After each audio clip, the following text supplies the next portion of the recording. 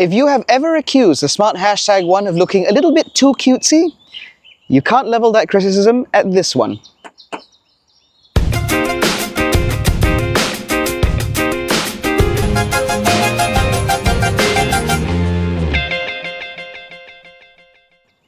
Now this hashtag one Brabus limited edition is one of just 20 units that will be made available for sale. And in fact, at time of filming, this car hasn't even received its official price point.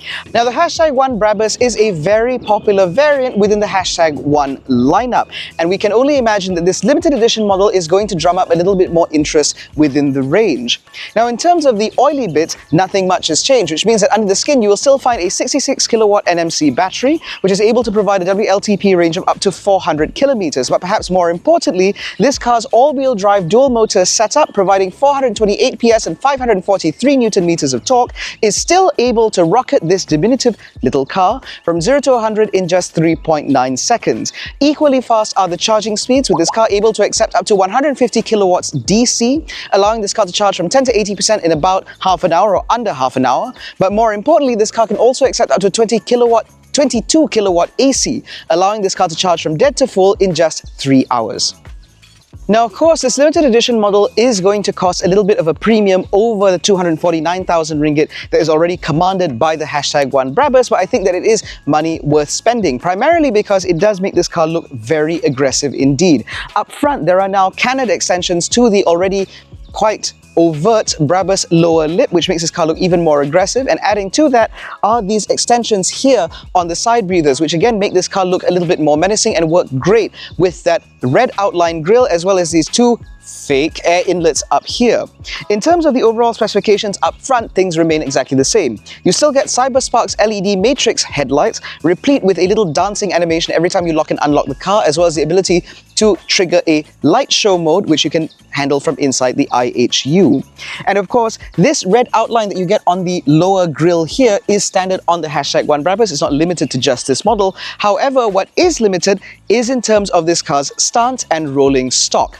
So the hashtag one Brabus limited edition, one of 20, will ride 35 millimeters lower compared to the standard model, which not only makes this car look a little bit more aggressive, but it also means that this car's primary ride is a little bit stiffer in order to provide a more engaging driving experience.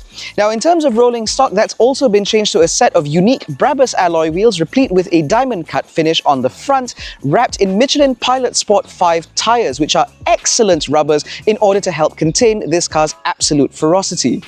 Now, as you move further down the side, there are no further aesthetic changes except for a 1 of 20 badge on the B pillar.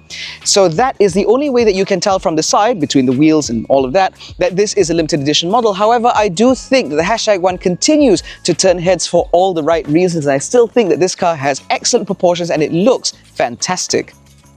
Now, the smart hashtag one actually rides on the same scalable product architecture, which also underpins the Volvo EX30 as well as the Zeekr X. However, the hashtag one is one of the more generous of the triplets, and so that really does reflect in terms of size, but I am getting ahead of myself. As part of the Brabus package that you get with this car, you also get a unique rear spoiler replete with Brabus badging up here, as well as a unique rear valance design down here with slightly more prominent Brabus badging. Aside from that, everything here remains exactly the same, which is pretty good, because as far as I'm concerned, this floating roof design, the illuminated smart badge on the D pillar, as well as these full LED taillights replete with scrolling indicators, as well as that lock and unlock animation I mentioned earlier, all make this car look really good in person. Now, going back to what I mentioned earlier about the scalable product architecture and so on, that really pays dividends in terms of overall practicality, because when you don't have the key inside the car, you can actually pop the electric tailgate. And so with the tailgate open, you will find a pretty good amount of space. That's because this car, even though it is relatively small in size with a very long wheelbase, they have tried to maximize the overall practicality in here. And so the space back here is certainly large enough for about 3 or 4 cabin-sized luggages, or if you have soft bags, certainly more than enough for 5 people's worth of luggage for a weekend getaway, or maybe even slightly longer. And of course, if you do need more space, there is actually more room underneath the boot floor, where there is more than enough space for you to hide your charging cables and also, in the case of this car, the display plates. And on top of that, you can also fold the rear seats 60/40 for added practicality, and there's even a ski hatch should you want to carry something longer while still retaining the ability to carry 2 passengers in the rear. I do think the #1 is a decently practical car and really worth considering for younger families with growing children, because there is plenty of space in here for everyone, as I'll demonstrate inside. Now, the interior of this Brabus limited edition #1 looks very similar to every other #1 Brabus. The only difference being that there is a 1 of 20 plaque right here in the middle, which I think looks fantastic. And of course, there are also illuminated tread plates on the doors, which now illuminate and say Brabus, which I think looks fantastic for this car. Aside from that, this interior is broadly similar to what we've seen before. So for example, the seats are a combination of microfiber and faux leather, I think, or is this real leather? And of course, you get a lot of red stitching about the place in order to accentuate this car's sporty aspirations. The same goes for the door cards, where again you get a lot of faux leather, more of that red stitching, and a use of this sort of metallic-y dark silver color on the dash front as well as on the door card itself, which I think looks quite good. Now, because this interior is broadly similar to what we've seen from other #1s, that also means that practicality is also very similar to other #1s, which is very good.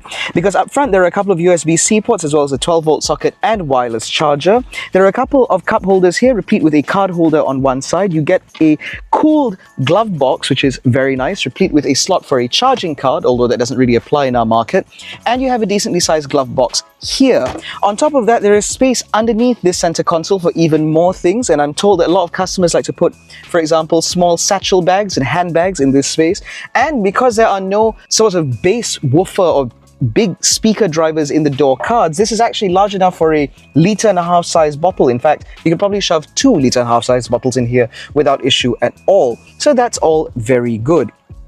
However, some of the idiosyncrasies that have always existed with the #1 continue in here. So for example, while the steering wheel is decently adjustable for reach and rake, unfortunately, in terms of the seating, while there is obviously power adjustment on both sides, replete with a powered lumbar support for the driver's seat as well as memory functionality, unfortunately there is no angle adjustment for the seat, which means that if you want to sit with your under-thigh support a little bit more sort of prominent, it's not really there.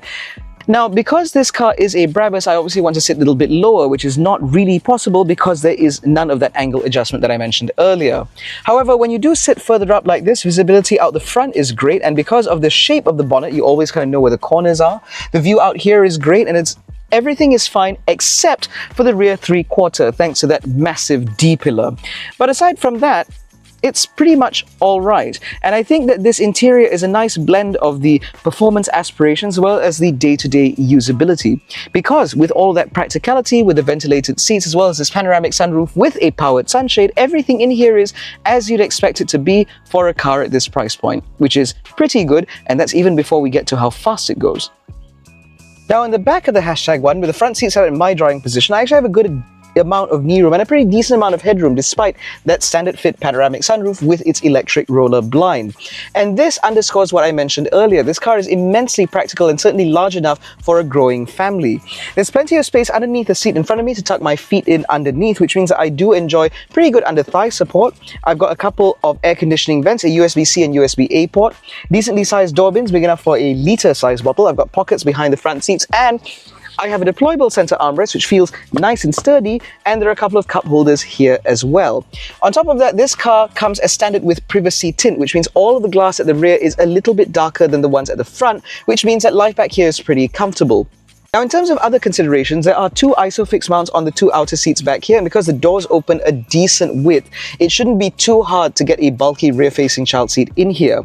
And of course, for even more practicality, you can actually put that child seat in the front should you want to maximize the amount of legroom, and of course, you have to disable the airbag when you do that. But overall, this car does seem pretty practical to me. Now, before I touch on the driving experience, I want to first talk about the practical aspects of this car's technology. Because as standard, this car comes with a massive central touchscreen, which controls the majority of the functions on this car, and that is supported by a small ribbon screen for the driver, as well as a full color heads-up display.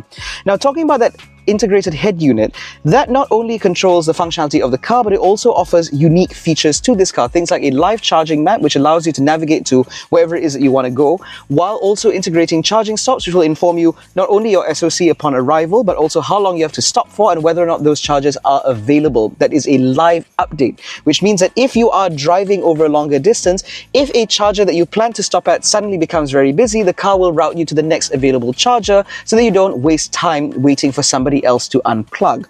On top of that, all of that is supported via the Smart app, which also allows you to control various functionality within the car, as well as control charging, precondition the vehicle, as well as locate, activate, and pay for charging, all from one app. Now, according to ProNet, the official distributor for Smart in Malaysia, they now cover well over 80% of all available chargers to the public across the country, which means that there is no more faffing about registering for 1,000 different apps. It's just one app to control everything.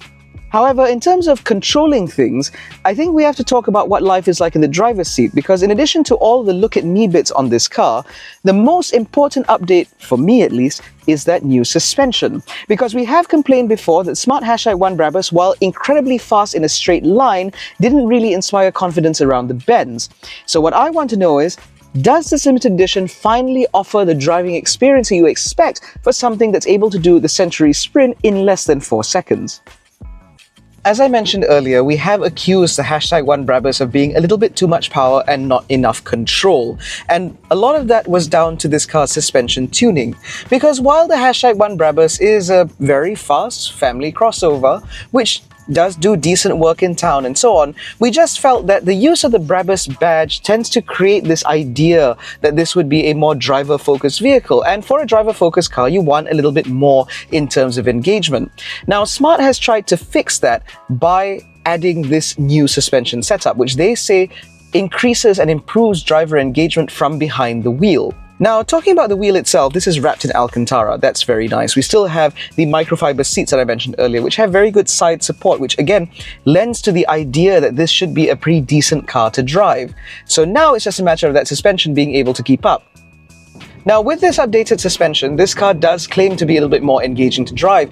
And the thing is, when you take it through the first few corners, it might not be immediately obvious to you. This being an EV, life is very quiet and very serene and very civilized. And so it doesn't lead you to believe that this car could be uncivilized if you want it to be. However, when you do take it a little bit more intently through corners, you will feel that suddenly this car has much better body control than before. Suddenly, the road is now communicating back to you. You can feel it through your backside as well as through the steering wheel, and suddenly this car feels a little bit more alive. But we are talking about a little bit, because for the most part, when you chuck this car around, it doesn't feel like the most connected car in the world. It just feels far better connected than the original or non-limited edition #1 Brabus. I wouldn't say that this is as fun to drive as a Mini, but it's pretty fun nonetheless. However, that does come at some degree of cost.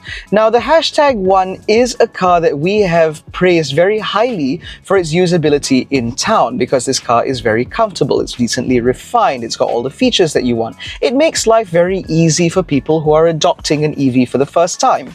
However, thanks to this updated suspension, which again is geared at more engaged drivers, and specifically at more engaged drivers, it does mean that there is some degree of compromise in terms of outright comfort.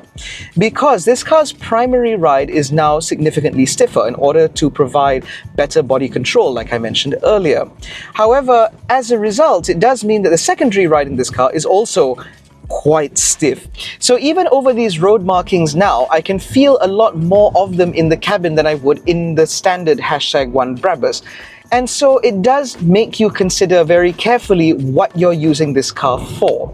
Because if this is meant to be an urban runabout, then I don't think that this limited edition model should really be in your shortlist. Instead, I think the regular #1 Premium, not even the Brabus, ought to be much higher up the tree, because that car is a lot more civilized, a lot easier to use day to day. And again, it makes life more serene. It makes you really enjoy the EV-ness about it. However, if you're determined to buy a #1 Brabus because you're insane, or perhaps because you really like the fake engine noise that this car comes with, which I would love to demonstrate, unfortunately there is a lot of traffic, but if I put my foot down, it does simulate that noise as if something's going on, and it does do it decently well, kind of like a car with a CVT and a sports exhaust. But if you really want one of these and you are really one of those engaged drivers, the sort of people who can tell the difference when something's been screwed with the suspension, then you will enjoy what they've done to this car. Because when I'm in that kind of mood, this #1 Brabus Limited Edition is a fantastic companion. It's just that I'm not always in that mood, which means that if you're like me and you prefer a slightly more Jekyll and Hyde type reality to living with a car like this, then you may prefer the standard #1 Brabus. Or if you want something with a little bit more range, then you might appreciate the #3 Premium, which thanks to its slightly slipperier body shape as well as slightly longer wheelbase, it means that that car is a lot more civilized to drive over longer distances, and of course you can do more distance as a result. And more importantly, to me, I also think that what you lose in terms of the outright aggression that you get in this car, you gain a little bit more sleek elegance from the #3. Now, in terms of safety, this car has changed nothing. So you still get level 2 semi-autonomy with things like traffic jam assist, rear cross traffic alert, a 360 camera, as well as autonomous parking, which is always nice to see in a vehicle like this because for some reason, people don't really know how to park. And so all of that fits what you'd expect from a consummate family crossover, which is what the #1 is. And so that concludes our review of the smart #1 Brabus Limited Edition. If you enjoyed this video, please give it a thumbs up, subscribe to the channel, hit the little bell icon so notified every time we make a new upload. Don't forget to follow us on Facebook, Twitter, and Instagram. All the links are in the description below, including the link to join our new WhatsApp channel. Thank you so much for watching. We'll catch you in the next one. Take care, stay safe, and jangan bodoh.